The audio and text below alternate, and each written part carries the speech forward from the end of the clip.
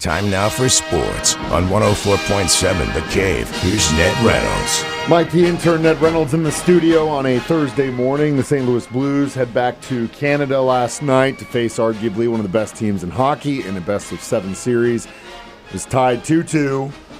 St. Louis had the momentum. People were thinking that the Jets might fold, but they did not last night. Played well at home. This is a home ice advantage, and every home team has won so far in the Stanley Cup. And the home team won it last night. Winnipeg wins 5-3. Interesting because it's a little misleading. Winnipeg had a 5-2 lead in this game. They were playing much better than the Blues. Blues did not play well at all, and I thought both coaches gave a really astute analogy as to what has happened. In the Blues home series, and they call it the barn down in St. Louis. We played in their barn. St. Louis is very tough. And they will, I tell you, the Blues stand a great chance of tying this series tomorrow night when they play. The Blues play well. Lucky bounces. That's all of sports. You've got to have a little bit of luck, and the Jets got those lucky bounces of the puck last night. One of the goals went in off the back of one of the defenders, and hey, these are unforeseen instances that can happen. St. Louis had a lot of lucky bounces in their 2 wins over Winnipeg down in St. Louis, although the scores were lopsided. Still, last night, 5-3, Winnipeg wins. The Jets had the lead 3-2. If the Jets win tomorrow night in St. Louis, that series is over, and the Blues season is over. But if the Blues win it, then there's a 7th and final game coming up. So we'll see what happens, who gets fortunate. If you played hockey, if you understand the game, also it's really, this series has been really fun to watch. Obviously, I'm a Blues fan. I want them to win. But when you see the way these things happen in 7-game series, where in the first 2 games, obviously, the Jets had the momentum. St. Louis Blues make the adjustment. They hold the momentum. Winnipeg Jets make the adjustment. Now the Blues get a chance to do that, and it's going to come down to the coaching. So we'll see what happens tomorrow night. Kentucky Derby. What kind of hat you wearing this year? That is going to be on Saturday, the 151st Run for the Roses, Churchill Downs, Louisville, the 3-1 favorite. I love this one. Journalism. That is the name of the horse, Journalism. I don't know if I love that, to be honest with you. That's where your chocolate chips have to go, after all. But he's the top choice, starting from the 8th post position. Umberto Rispoli will be he'll be the jockey. At 5-1 odds, the second choice is Sovereignty, and he starts from the 18th position. Sovereignty will be ridden by Junior Alvarado. And at 6-1, the third choice is Sandman. That's the one I really love, Sandman. Love Sandman. In the 17th post position, the jock is Jose Ortiz. 20 horses, that's the limit for the Kentucky Derby. They do have a couple of standby horses in case there's a scratch. But right now, the initial 20 horses entered for the Run for the Roses starts shortly before 6 o'clock our time at Churchill Downs in Louisville. Last but not least, we had some pretty big action in the NBA playoffs yesterday. Let's go through it. Houston Rockets stayed alive in their series with the Golden State Warriors. Houston wins it 131-116. Golden State still leads. It's a best-of-7, 3-2. But the one that bids farewell to the NBA, how about this? LeBron and the Los Angeles Lakers. They are out of it. They are upset by the Minnesota Timberwolves, 103-96. Minnesota wins it in 5 games. That's 4-1 over the Lakers.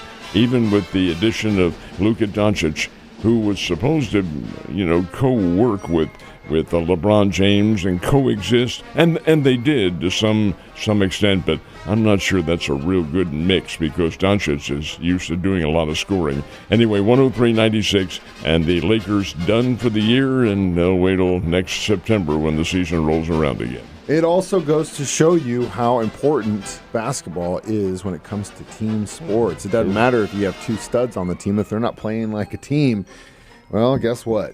You're going home, Ned. So a couple days ago, the Kansas City Royals are able to get back to 500. St. Louis Cardinals are starting to look like they might actually do the same thing, huh? What on earth? What on earth?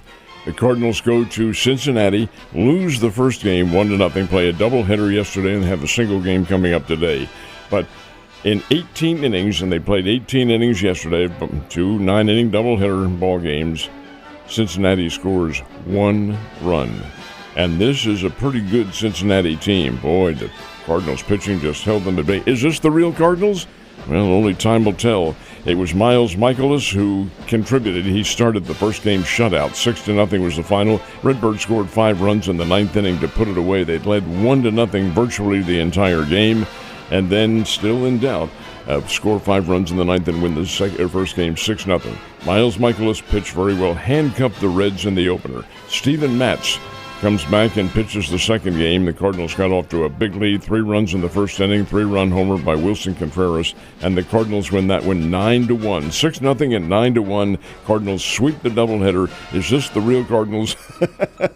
I'm not sure what the real Cardinals are, to be honest with you. Well, consistency, that's key. Well, that's exactly what it is. That's in every single level of athletics. Consistency, you've got to do it on a consistent basis, and the consistency will come to the fore this afternoon when they play another day game in Cincinnati. Royals took the series against the Astros, and it looks like they're going to take the series away from Tampa Bay, too, no matter what happens today. Both the Royals and the Springfield Cardinals have played last night. The Royals, my goodness sake, they go down to Tampa, playing at George Steinbrenner Field, the minor league ballpark where Tampa Bay's Rays have to play this year. Noah Cameron, he's a kid the Royals just brought up, and they brought him up from the Omaha Storm Chasers, probably to fill in for any kind of deficiency that they have in the pitching staff, probably for a short time. However, he may not be there for a short time. He may be there in length. Noah Cameron pitches 6 innings of one-hit shutout baseball.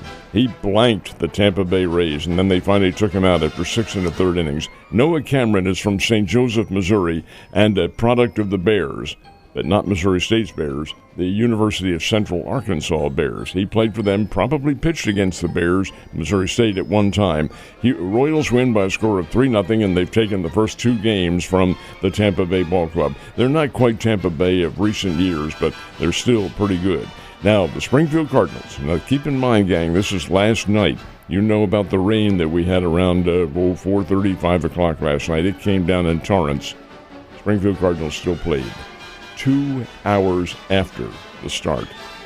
Oh, my. That's a late ball game at Hammons Field, but they did play. Northwest Arkansas gets the win, 6-2 over Springfield. Springfield's under 500 now and not playing particularly well. But Northwest Arkansas hung on, and in the wee hours finally got the win, 6-2 over the Springfield Cardinals. And I'd also like to mention big congratulations to my man, Bobby Witt Jr. Hitting streak has now extended to 21 He's games. a good player.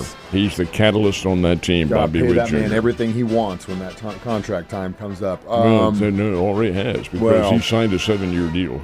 We'll see. I mean, even after then. So we mentioned a little bit about college baseball. Speaking of, where are the Bears at this weekend? The Bears are going to Normal, Illinois to play the Illinois State Redbirds, and that'll be this weekend starting Friday. And it's Friday, Saturday, and Sunday ball games. Hopefully the weather will be clear, and I think it will be. But this is a big series. Illinois State's pretty good, and this is also the site of where the Missouri Valley Conference tournament will be played in just a couple of weeks. So the Bears will be making a return trip up there. But first things first, Bears want to hold on to first place, and they play the Redbirds this weekend starting tomorrow. Ned, you have a wonderful Thursday, and I will see you on Friday.